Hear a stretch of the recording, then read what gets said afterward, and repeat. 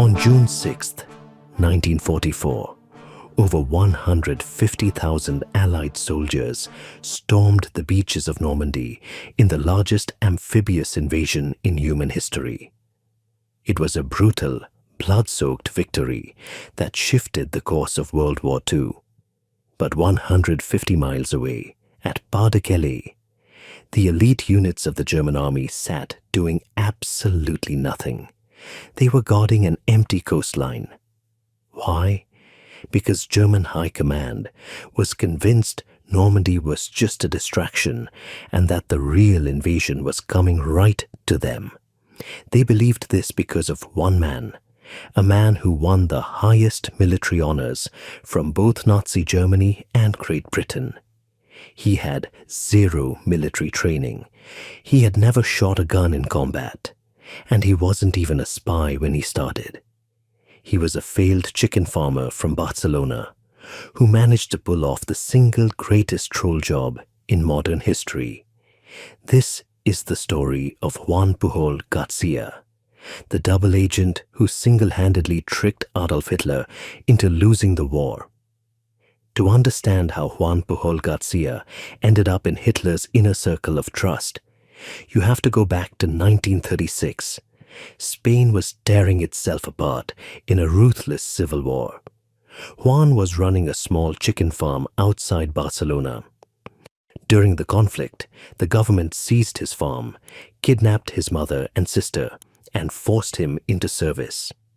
Juan grew to utterly loathe totalitarianism. Fascists, communists, he hated both extremes equally. So when World War II erupted in 1939, Juan decided he was going to do something about it. He walked straight into the British embassy in Madrid, slapped his chest, and offered to spy on the Germans for free. The British looked at this quirky chicken farmer, said, "No thanks," and showed him the door. Most people would go back to their day job. Juan, he decided to force their hand. If the British wouldn't hire him as a spy, he'd turn himself into a German spy first, and then force Britain to take him back. He walked into the German embassy, posing as a fanatical Nazi sympathizer, working in the Spanish government. At the time, the Abwehr German military intelligence was desperate. They had practically no reliable intelligence network inside Britain. They saw Juan, bought his story, and handed him a codebook, a bottle of invisible ink, and £3,000 in cash. Their instructions? Move to London immediately and start sending back reports on British military movements. Juan took the cash, took the ink, and moved to Lisbon, Portugal. He didn't speak English. He'd never stepped foot in the United Kingdom. But armed with a map of Britain, a local library guidebook, and a blue railway guide, Juan started writing letters from his apartment in Lisbon, pretending he was sitting in central London. Juan's letters were masterpieces of fiction. He talked about London cafes, military training exercises on Lake Windermere, and naval ships leaving port. To make it sound convincing, he filled the pages with mundane personal complaints like how bad the London weather was or that he had a cold. But Juan realized one man couldn't be everywhere at once. So he started inventing sub-agents. He created a Swiss-German businessman in Liverpool, a Venezuelan student in Glasgow, a Portuguese sailor in Wales. Over time, he built an imaginary network of 27 phantom spies spread across the UK. Each one had a detailed backstory, family ties, and personality traits. Why build a fake network? Because if Juan ever sent wrong information to the Nazis, he didn't get blamed. He just blamed one of his agents for giving him bad intel. The Germans were so blown away by Juan's intelligence operation that they stopped trying to recruit real spies in Britain. They started wiring him over $500 a month, around $11,000 in today's money, to fund his fictional friends. Then came the blunder that nearly blew the whole thing open. In one report, Juan's fictional Glasgow agent wrote that men in Glasgow will do anything for a litre of wine. When British MI5 intercepted the letter, alarm bells went off. First, nobody in Glasgow was drinking wine by the metric litre in the 1940s. Second, Britain didn't even use the metric system.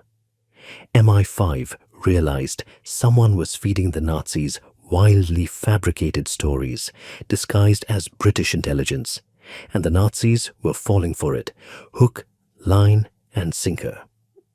M1E5 tracked Juan down to Lisbon, brought him straight to London, and gave him an official British code name, Agent Garbo. Now backed by real British intelligence assets, Garbo's operation went into hyperdrive. In late 1942, the Allies were preparing Operation Torch, the invasion of North Africa. Garbo began dropping subtle hints to the Germans that the attack was actually heading for Norway. Hitler was so terrified of losing Norway that he diverted over 300,000 troops there. Then came Garbo's most audacious move. On November 1st, he drafted a letter giving the exact date, time, and location of the true North Africa invasion. But he deliberately held the letter and posted it late. It arrived on a German commander's desk on November 9th, one day after the Allied troops had already landed. The report was 100% accurate, but totally useless. Yet the Germans replied in awe, "We are sorry it arrived too late, but your last report was magnificent." His credibility was bulletproof. By 1944, the big moment had arrived. D-Day. The Allies needed to land over 2 million men in Normandy. If Germany moved their heavy panzer divisions down to the beaches immediately, the invasion would be crushed. Enter Operation Fortitude. Garbo created a fake military force called the 1st U.S. Army Group, supposedly commanded by General George Patton. To support Garbo's claims, the British built an entire ghost army in southeast England. Inflatable rubber tanks, fake wooden aircraft on empty fields, filming crews building fake oil refineries. Garbo hammered home one message to Berlin: Normandy is just a small decoy. The real main force is coming later at Pas-de-Calais. On the night of June 5th, 1944 hours before D-Day, Garbo scheduled an urgent encrypted radio message to Germany.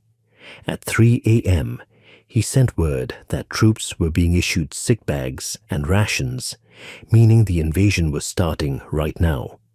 He knew the German radio operator in Madrid went off duty at 11:30 p.m.